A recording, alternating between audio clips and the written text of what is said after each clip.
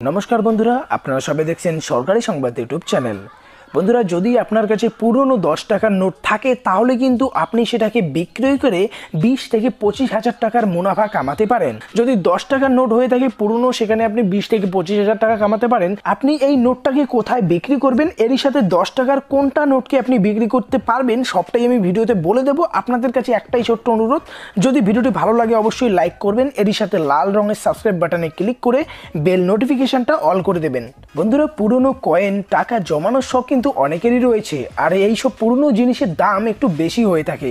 চড়া দামে বিক্রি হওয়া এইসব কয়েন, টাকা, এছাড়াও নানা ধাতব জিনিস কিন্তু বাজার থেকে অনেকেই কিনে নেয় ঘরে সাজানোর জন্য বা পরে সেটাকে আরো বেশি দামে বিক্রি করার জন্য। বন্ধুরা, শুধুমাত্র পুরনো কয়েন বা টাকা না, বর্তমানে নোটেরও দাম আছে বাজারে। লকডাউনের মধ্যে অনেকেই এই পুরনো টাকা এছাড়া অ্যান্টিক পিসগুলো বিক্রি করছে, তবে এগুলো আগের মতো আর নিলামে বিক্রি হয় না, এটার জন্য ইন্টারনেটে বিক্রি করা হয়। ইন্টারনেটে এমন অনেক ওয়েবসাইট আছে যেগুলো এই পুরনো নোট বা পুরনো জিনিসকে বিক্রি করে থাকে। যদি আপনারও এমন শখ থাকে তাহলে আপনাদের জন্য রয়েছে দারুণ সুবর্ণ সুযোগ।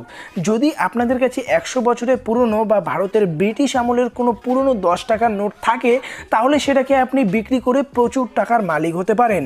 আর এই লকডাউনের মধ্যে সেটাকে কাজে লাগাতে পারে অনেকেই। ইন্ডিয়া মার্ট বা শপিকুইলের মতো কিছু ওয়েবসাইট আছে, যেই সমস্ত ওয়েবসাইটে গিয়ে যদি আপনার নোটটার ছবি সহ একটা অ্যাডভার্টাইজমেন্ট তৈরি করেন, যেটা ফ্রিতেই তৈরি করতে পারবেন, তাহলেই কিন্তু আপনি সেটাকে বিক্রি করতে পারবেন 20 থেকে 25 হাজার টাকা দিয়ে।